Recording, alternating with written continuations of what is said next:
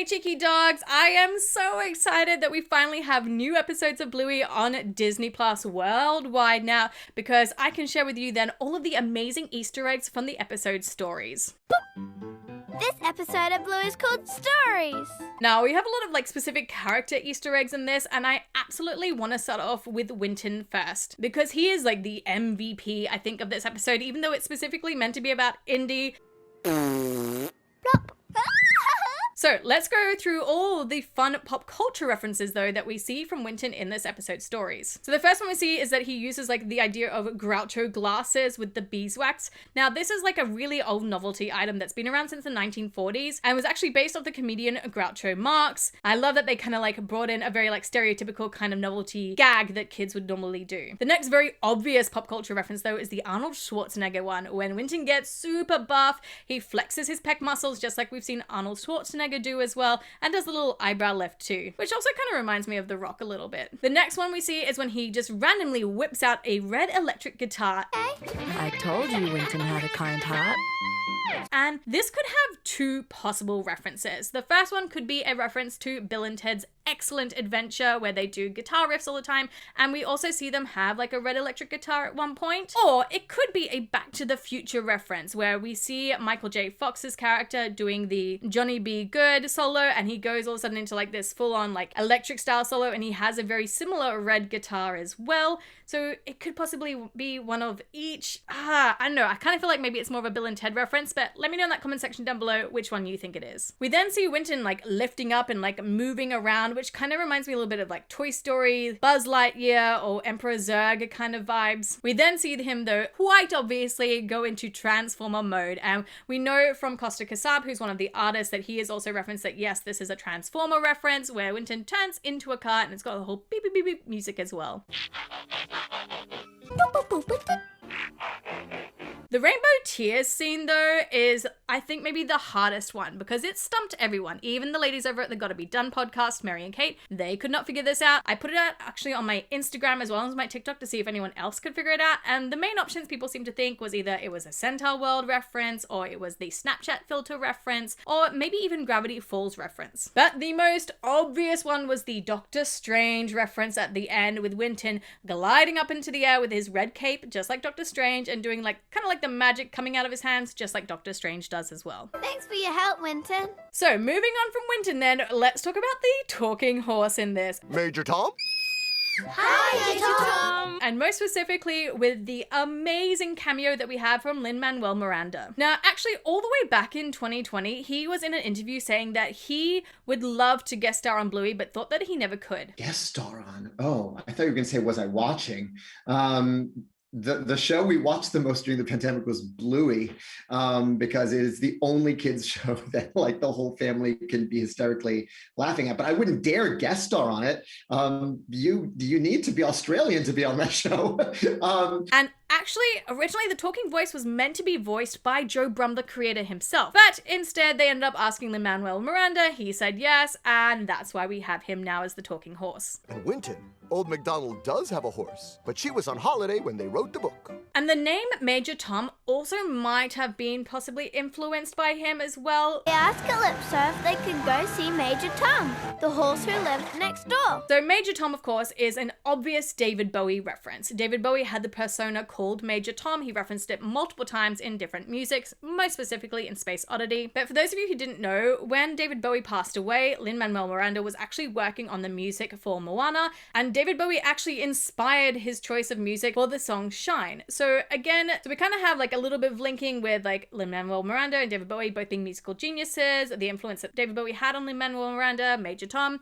So it kind of all just works in nicely together. Thanks, Major Tom. No worries. Now, the one other kind of talking horse joke in this as well is the Mr. Ed joke at the very end of the episode. So when Major Tom comes in through the window and scares Coco so badly, it's kind of a major reference to the pop culture TV show Mr. Ed, where he always was talking in through a window. Now, the next thing I want to talk about, of course, is the mid-credits gag. But first, if you have not hit that like button down below, make sure that you do, as well as that subscribe button and that bell for notifications so that you know whenever I release any other of these Easter egg videos, because there are a lot coming out. Okay, so back to it, the mid-credits gag. So when we first see the mid-credit gag kind of pop up, we see Winton there mucking around and also knocking letters down. But then we also see 4 sets of not real credits, and these are fantastic puns that they've done. They did 2 sets for animation puns and then 2 sets as well for dog puns. So I'm going to insert the clip here of what all of them are.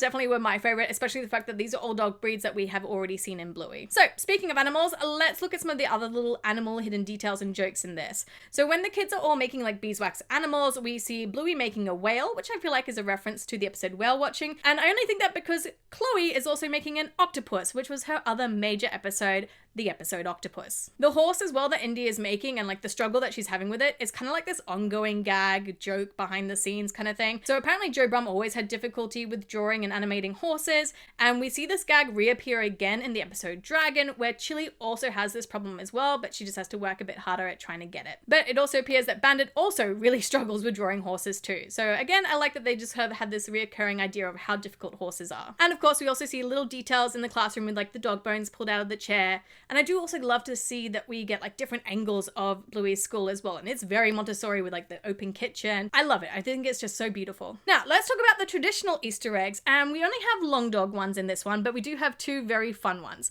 So the first is the muscly long dog. So we see it hidden between the beanbags. It's a brown long dog with muscles, just like Winton is. So I love that they kind of mirrored that. And then the other one is a blue beeswax long dog that's hidden underneath the table near Honey. We also have 2 Australian references, one with the lines that Lin Manuel Miranda says, which is "no worries," a very Australian saying. And then the other one as well is the rainbow lorikeet book that we see. It's the only one that we really see the actual front cover of. And rainbow lorikeets are also a very common bird in Queensland. Now, you might have heard the music in the background sounding familiar the whole way through, and that's because it is a ragtime version of Old MacDonald, which I think of course fits in very beautifully with this episode. So let's talk about Indy and also Calypso as well. I do love that this episode is the journey of her realizing that she can write her own story. I don't like how Indy gives up.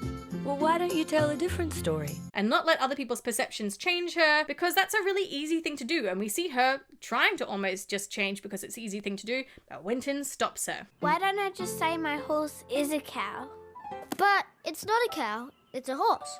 And I love the relationship between her and Winton and just showing what a positive male and female friendship can be for kids at that age, and how you can support each other even if you both feel like you're not good. You can help that intrinsic motivation come out. No, Indy, it's a horse. Well, it will be.